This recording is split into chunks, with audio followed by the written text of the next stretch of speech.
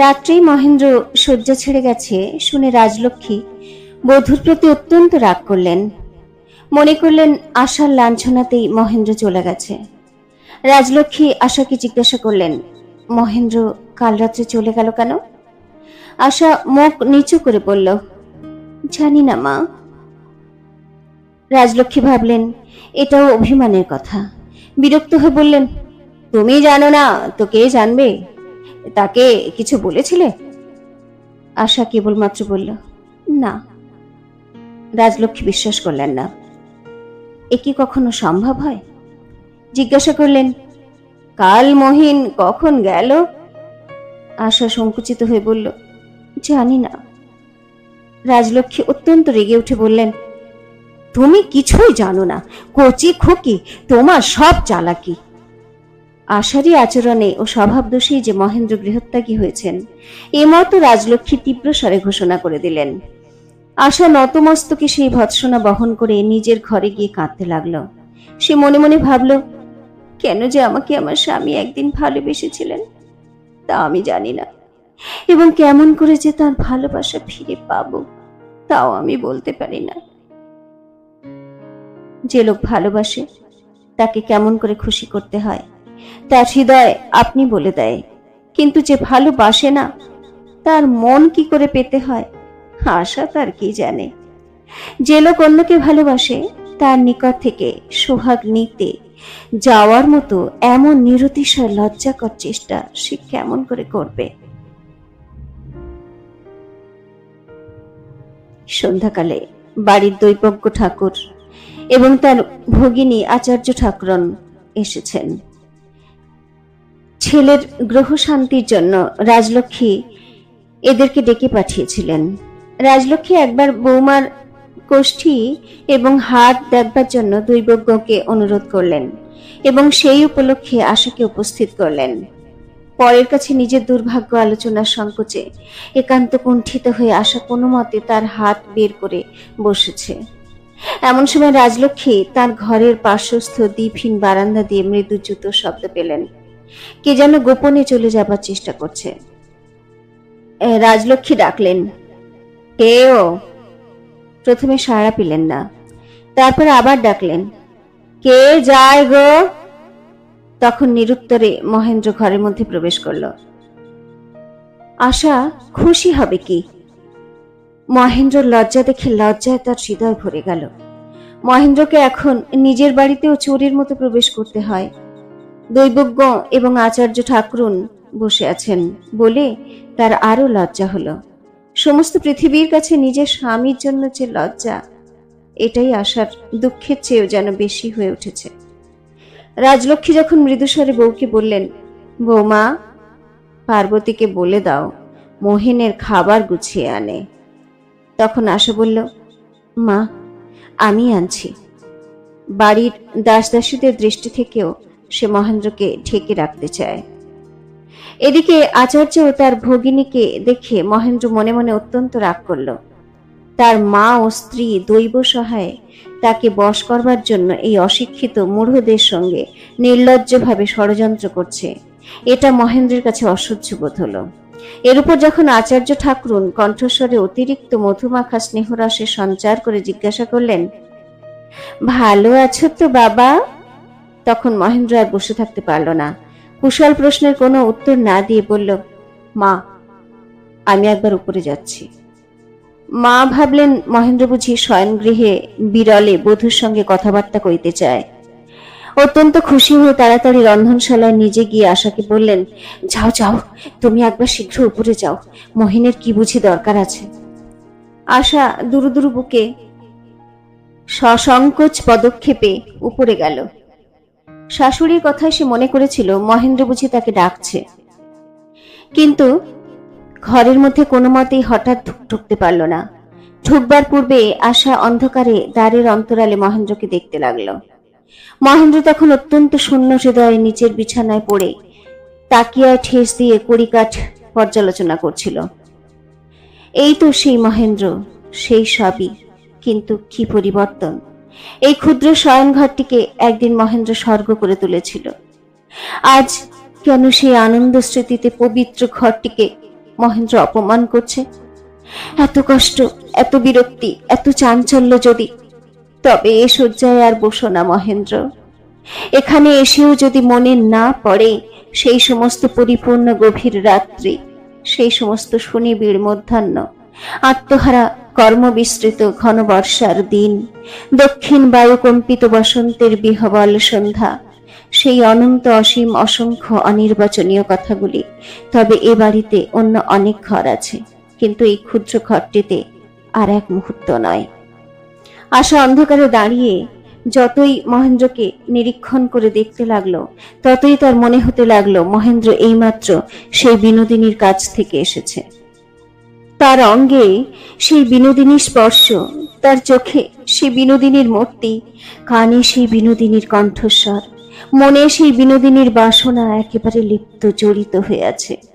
এই মহেন্দ্রকে আশা কেমন করে পবিত্র ভক্তি দেবে, কেমন করে একাগ্র মনে বলবে, এসো আমার অনন্য পরায়ণ হৃদয়ের মধ্যে, এসো আমার অটল নিষ্ঠ সতী প্রেমের শুভ্র শতদলের উপর তোমার চরণ দুখানি রাখো।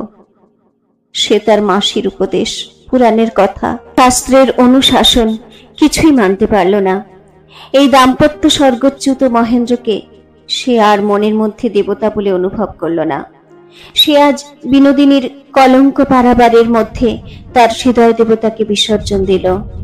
সেই প্রেম শূন্য রাত্রির অন্ধকারে তার কানের মধ্যে, বুকের মধ্যে, মস্তিষ্কের মধ্যে, তার সর্বাঙ্গে রক্তস্রোতের মধ্যে, তার চারিদিকে সমস্ত সংসারে, তার আকাশের নক্ষত্রে, তার প্রাচীর বেষ্টিত নিভৃত ছাদটিতে, তার শয়ন গৃহের পরিত্যক্ত বিরহ শয্যাতলে একটি ভয়ানক গম্ভীর ব্যাকুলতার সঙ্গে বিসর্জনের বাদ্য বাজতে লাগল। বিনোদিনীর মহেন্দ্র যেন আশার পক্ষে পরপুরুষ, যেন পরপুরুষেরও অধিক, এমন লজ্জার বিষয় যেন অতিবড় অপরিচিত নহে। সে কোনো মতেই ঘরে প্রবেশ করতে পারল না। একসময় কড়িকার থেকে মহেন্দ্রের অন্যমনস্ক দৃষ্টির সামনের দেয়ালের দিকে নেমে এলো। তার দৃষ্টি অনুসরণ করে আশা দেখল সামনের দেয়ালে মহেন্দ্রের ছবির পাশেই আশার একখানি ফটোগ্রাফ ঝুলানো রয়েছে। ইচ্ছা হলো সেখানে আঁচল দিয়ে ছিপে ফেলে, টেনে ছিঁড়ে নিয়ে আসে। অভ্যাসবশত কেন যে সেটা চোখে পড়েনি, কেন সে যে এতদিন সেটা নামিয়ে ফেলে দেয়নি, তাই মনে করে সে আপনাকে ধিক্কার দিতে লাগলো। তার মনে হলো যেন মহেন্দ্র মনে মনে হাসছে, এবং তার হৃদয়ের আসনে যে বিনোদিনীর মূর্তি প্রতিষ্ঠিত, সেও যেন তার জোড়া ভুরুর ভিতর থেকে ওই ফটোগ্রাফটার প্রতি সহাস্য কটাক্ষপাত করছে। অবশেষে বিরক্তি পীড়িত মহেন্দ্রের দৃষ্টি দেয়াল থেকে নেমে এলো। আশা আপনার মূর্খতা ঘোচাবার জন্য আজকাল সন্ধ্যার সময় কাজকর্ম ও শাশুড়ির সেবা থেকে অবকাশ পেলেই অনেক রাত্রি পর্যন্ত নির্জনে অধ্যয়ন করত। তার সেই অধ্যয়নের খাতাপত্র বইগুলি ঘরের একধারে গোছানো ছিল।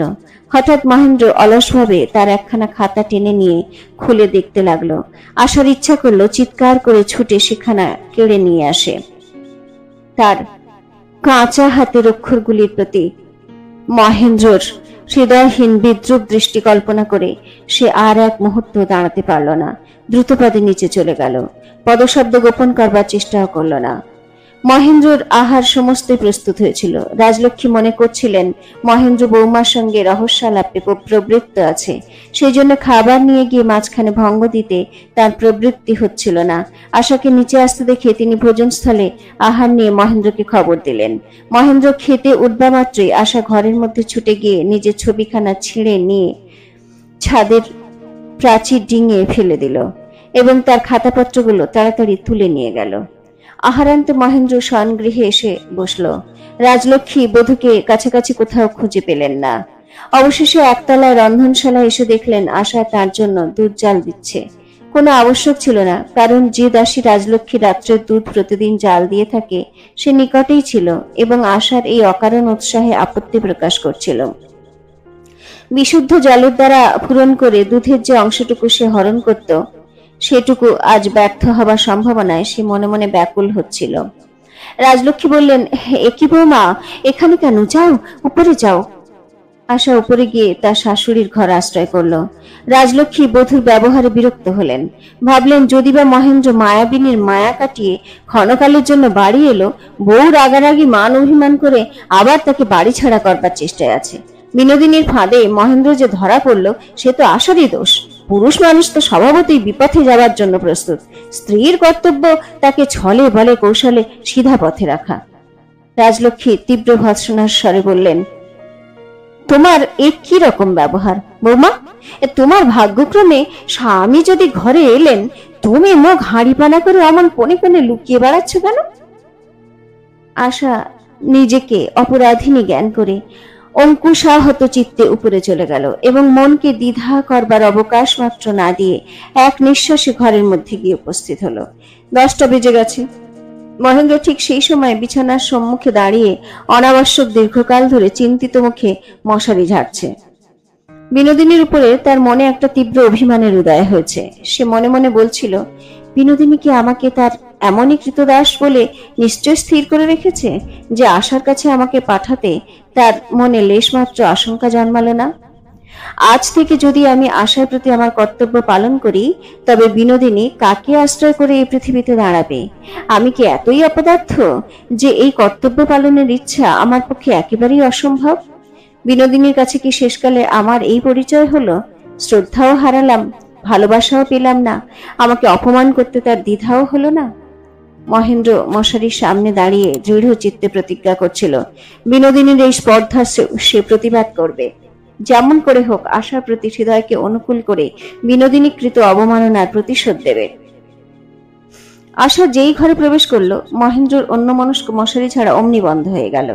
কি বলে আশার সঙ্গে সে কথা আরম্ভ করবে, সেই এক অতি দুরূহ সমস্যা উপস্থিত হলো। মহেন্দ্র কাষ্ঠহাসি হেসে হঠাৎ তার যে কথাটা মুখে এলো তাই বলল, তুমিও দেখলাম আমার মতো পড়ায় মন দিয়েছ। খাতাপত্র এই যে এখানে দেখেছিলাম, সেগুলো গেল কোথায়? কথাটা যে কেবল খাপছাড়া শোনালো তাই নয়, আশাকে যেন মারলো। মূঢ় আশা যে শিক্ষিতা হবার চেষ্টা করছে সেটা তার বড় গোপন কথা। আশা স্থির করেছিল এ কথাটা বড়ই হাস্যকর। তার এই শিক্ষালাভের সংকল্প যদি কারো হাস্যবিদ্রুপের লেশমাত্র আভাস হতেও গোপন করবার বিষয় হয়, তবে তা বিশেষ রূপে মহেন্দ্রের। সেই মহেন্দ্র যখন এতদিন পরে প্রথম সম্ভাষণে হেসে সেই কথাটারই অবতারণা করল, তখন নিষ্ঠুর বেত্রাহত শিশুর কোমল দেহের মতো আশার সমস্ত মনটা সংকুচিত ব্যথিত হতে লাগলো। সে আর কোনো উত্তর না দিয়ে মুখ ফিরিয়ে টিপাইয়ের প্রান্ত ধরে দাঁড়িয়ে রইল। মহেন্দ্র উচ্চারণ মাত্র বুঝেছিল কথাটা ঠিক সঙ্গত, ঠিক সময়োপযোগী হয়নি, কিন্তু বর্তমান অবস্থায় উপযোগী কথাটা যে কি হতে পারে তা মহেন্দ্র কিছুতেই ভেবে পেল না। মাঝখানের এত বড় বিপ্লবের পরে পূর্বের ন্যায় কোনো সহজ কথা ঠিক মতো শোনায় না। হৃদয়ও একেবারে মুখ, কোনো নূতন কথা বলবার জন্য সে প্রস্তুত নয়। মহেন্দ্র ভাবল, বিছানার ভিতরে ঢুকে পড়লে সেখানকার নিভৃত বেষ্টনের মধ্যে হয়তো কথা কওয়া সহজ হবে। এইভাবে মহেন্দ্র আবার মশারির বহির্ভাগ পোঁচা দিয়ে ঝাড়তে লাগলো। নূতন অভিনেতা রঙ্গভূমিতে প্রবেশের পূর্বে যেমন উৎকণ্ঠার সঙ্গে নেপথ্য দ্বারে দাঁড়িয়ে নিজের অভিনেতব্য বিষয় মনে মনে আবৃত্তি করে দেখতে থাকে, মহেন্দ্র সেই রূপ মশারির সম্মুখে দাঁড়িয়ে মনে মনে তার বক্তব্য ও কর্তব্য আলোচনা করতে লাগলো। এমন সময় অত্যন্ত মৃদু একটা শব্দ শুনে মহেন্দ্র মুখ ফিরিয়ে দেখল, আশা ঘরের মধ্যে নেই। পরদিন প্রাতে মহেন্দ্র মাকে বলল, মা, পড়াশোনার জন্য আমার একটা নিরিবিলি স্বতন্ত্র ঘর চাই। কাকিমা যে ঘরে থাকতেন সেই ঘরে আমি থাকব। মা খুশি হয়ে উঠলেন। তবে তো মহিন বাড়িতেই থাকবে, তবে তো বৌমার সঙ্গে মিটমাট হয়ে গেছে। আমার এমন সোনার বউকে কি মহিন চিরদিন অনাদর করতে পারে? এই লক্ষ্মীকে ছেড়ে কোথাকার সেই মায়াবিনী ডাইনিটাকে নিয়ে কতদিনই বা মানুষ ভুলে থাকবে। মা তাড়াতাড়ি বললেন, তা বেশ তো মহিন, বলে তখনই চাবি বের করে রুদ্ধ ঘর খুলে ঝাড়া ঝোড়ার ধুমধাম বাঁধিয়ে দিলেন। বউ, ও বউ, বউ কোথায় গেল? অনেক সন্ধানে বাড়ির এক কোণ থেকে সংকুচিতা বধূকে বের করে আনা হলো। একটা সাফ জাজিম বের করে দাও। এ ঘরে টেবিল নেই, এখানে একটা টেবিল পেতে দিতে হবে। এই আলো তো এখানে চলবে না, উপর থেকে ল্যাম্পটা পাঠিয়ে দাও। এরূপে উভয় মিলে এই বাড়িটির রাজাধিরাজের জন্য অন্নপূর্ণার ঘরে বিস্তৃত রাজাসন প্রস্তুত করে দিলেন। মহেন্দ্র সেবাকারিণীদের প্রতি ভ্রুক্ষেপ মাত্র না করে গম্ভীর মুখে খাতাপত্র বই নিয়ে ঘরে বসল এবং সময়ের লেশমাত্র অপব্যয় না করে তৎক্ষণাৎ পড়তে আরম্ভ করল। সন্ধ্যাবেলায় আহারের পর মহেন্দ্র পুনরায় পড়তে বসে গেল। সে উপরে তার শয়ন ঘরে শোবে কি নিচে শোবে তা কেউ বুঝতে পারল না।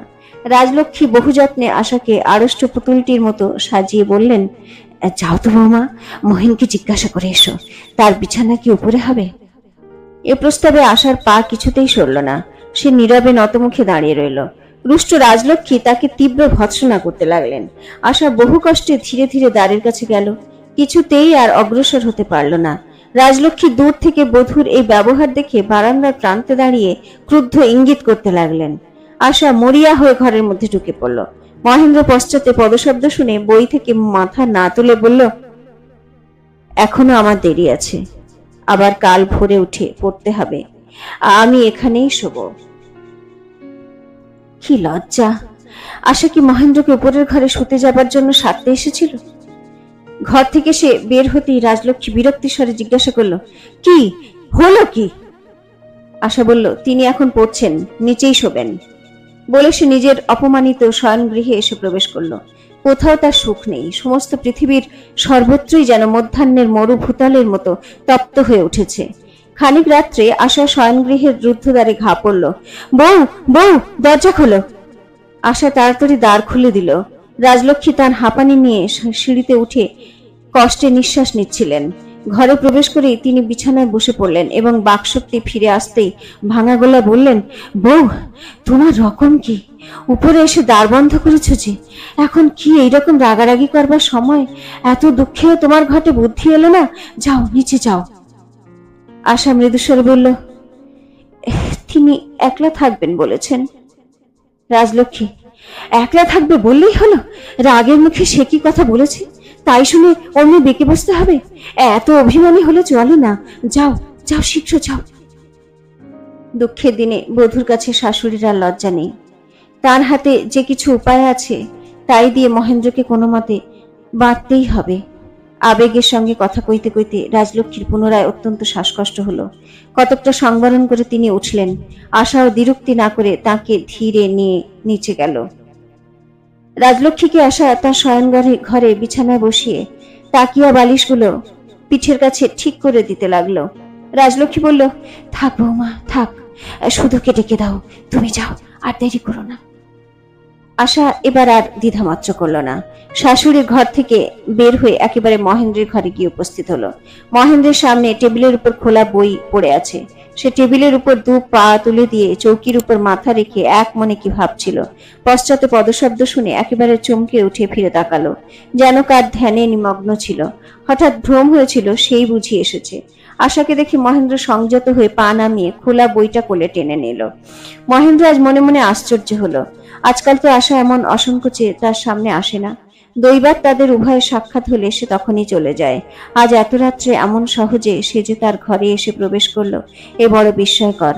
আর মহেন্দ্র তার বই থেকে মুখ না তুলেই বুঝল আশার আজ চলে যাবার লক্ষণ নেই। আশা মহেন্দ্রের সম্মুখে স্থিরভাবে এসে দাঁড়ালো।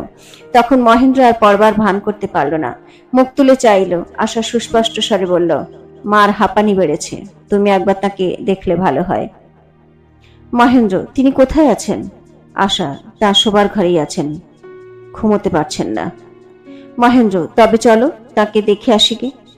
অনেক দিনের পরে আশার সঙ্গে এইটুকু কথা বলে মহেন্দ্র যেন অনেকটা হালকা বোধ করলো। নীরবতা যেন দুর্ভেদ্য দুর্গ প্রাচীরের মতো স্ত্রী পুরুষের মাঝখানে কালো ছায়া ফেলে দাঁড়িয়েছিল। মহেন্দ্রের তরফ থেকে তা ভাঙবার কোনো অস্ত্র ছিল না। এমন সময় আশা সহস্তে কেল্লার একটি ছোট দ্বার খুলে দিল। রাজলক্ষ্মীর দ্বারের বাইরে আশা দাঁড়িয়ে রইল। মহেন্দ্র ঘরে প্রবেশ করল। মহেন্দ্রকে অসময়ে ঘরে আসতে দেখে রাজলক্ষ্মী ভীত হলেন। ভাবলেন বুঝিবা আশার সঙ্গে রাগারাগি করে আবার সে বিদায় নিতে এসেছে। বললেন, মহিন, এখনো ঘুমোসনি? মহেন্দ্র বলল, মা, তোমার সে হাঁপানি কি বেড়েছে? এতদিন পরে এই প্রশ্ন শুনে মার মনে বড় অভিমান জন্মালো। বুঝলেন বউ গিয়ে বলাতেই আজ মহিন মার খবর নিতে এসেছে। এই অভিমানের আবেগে তার বক্ষ আরো আন্দোলিত হয়ে উঠল। কষ্টে বাক্য উচ্চারণ করে বললেন, যা, তুই শুতে যা, আমারও কিছুই না। মহেন্দ্র, না মা, একবার পরীক্ষা করে দেখা ভালো, এ ব্যামা অপেক্ষা করবার জিনিস নয়। মহেন্দ্র জানত তার মা তার হৃৎপিণ্ডে দুর্বলতা আছে। এই কারণে এবং মাতার মুখশ্রীর লক্ষণ দেখে সে উদ্বেগ অনুভব করল। মা বললেন, পরীক্ষা করবার দরকার নেই, আমার এই ব্যামো সারবার নয়। মহেন্দ্র বলল, আচ্ছা, আজ রাতের মতো একটা ঘুমের ওষুধ আনিয়ে দিচ্ছি, কাল ভালো করে দেখা যাবে। রাজলক্ষ্মী, ঢের ওষুধ খেয়েছি, ওষুধে আমার কিছু হয় না। যাও মহিন, অনেক রাত হয়েছে, তুমি ঘুমোতে যাও। মহেন্দ্র, তুমি একটু সুস্থ হলেই আমি যাব। তখন অভিমানিনী রাজলক্ষ্মী দ্বারের অন্তরালবর্তিনী বধূকে সম্বোধন করে বললেন, বউ, বউ, কেন তুমি এই রাত্রে মহেন্দ্রকে বিরক্ত করবার জন্য এখানে এনেছ? বলতে বলতে তার শ্বাসকষ্ট আরো বেড়ে উঠল। তখন আশা ঘরের মধ্যে প্রবেশ করে মৃদু অথচ দৃঢ় স্বরে মহেন্দ্রকে বলল, যাও, তুমি শুতে যাও, আমি মার কাছে থাকবো।